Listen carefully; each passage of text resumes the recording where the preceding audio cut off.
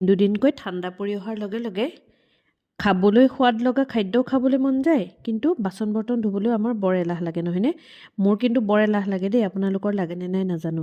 সেয়েহে অতি কম কষ্টতে কম বাচন লেতেৰা কৰি ঠাণ্ডা ৰাতি আপুনি এনেকুৱা এসাঁজ সুস্বাদু খাদ্য আপোনাৰ পৰিয়ালক খুৱাব লাগে। মই বিশেষকৈ দেখুওৱা নাই, কাৰণ চিকেন সকলোৱে ৰান্ধিব জানেই। অন্য চিকেন যেনেদৰে ৰান্ধে তেনেকৈ ৰান্ধিছোঁ। তাত মাত্ৰ অকণমান গাজৰ বন্ধাকবি কাটি পেলাই ধুনীয়াকৈ ভাজি লৈছোঁ মাংসখিনি, আৰু ধুই পেলাই 5 মিনিটমান টুকি থোৱা, তিয়াই থ'ব নালাগে দেই, চাউলখিনি তিয়ালে ভাগি যাব, বেয়া নহয়।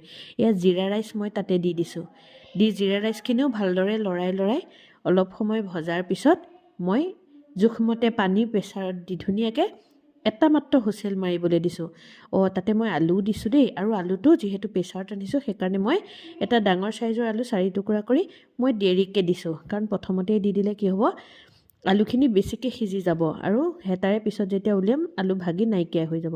সেইকাৰণে পানী দিয়াৰ পিছত ওপৰতে আলুটো মই 4 টুকুৰা কৰি দি দিছোঁ। আৰু অতি কম সহজতে এয়া দেখিছে নহয়, কিমান ধুনীয়াকৈ সুস্বাদু খাদ্য তৈয়াৰ হৈ গ'ল।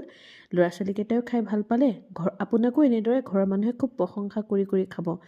আৰু তাৰ লগত খাবলৈ আকৌ এয়া মই বনালোঁ অকণমান চাটনি, যিহেতু অকণমান শুকান হ'ব ন, সেইকাৰণে মই বনালোঁ এয়া বিলাহী, নহৰু, জলকীয়া ধুনীয়াকৈ টাৱাখনতে ভাজি লৈ ধুনীয়াকৈ ধনিয়া এমুঠি ধুই মিক্সিৰ জাৰত দি লৈছোঁ, আৰু তাতে এয়া ভাজি লোৱা বিলাহী, নহৰু, জলকীয়া দি দিছোঁ, জোখমতে নিমখ দি মিক্সিটোত ঘৰাই দিছোঁ, আৰু এয়া ধুনীয়া চাটনি তৈয়াৰ হৈ গ'ল। এনেকৈ যদি এসাঁজ ধুনীয়াকৈ আপুনি আপোনাৰ পৰিয়ালক খুৱাব বিচাৰে, এইটো বৰ সহজে হোৱা এটা সুন্দৰ ৰেচিপি। খাই সকলোৱে ভাল পাব, আৰু আপোনাৰ কষ্টটোও কম হ'ব। আমাৰ গৃহিণীসকলেহে আমি বুজি পাওঁ ন, গোটেই বাচন বৰ্তন ধুই থকাৰ কি ঝামেলা। আজিলৈ আহোঁ, বাই বাই।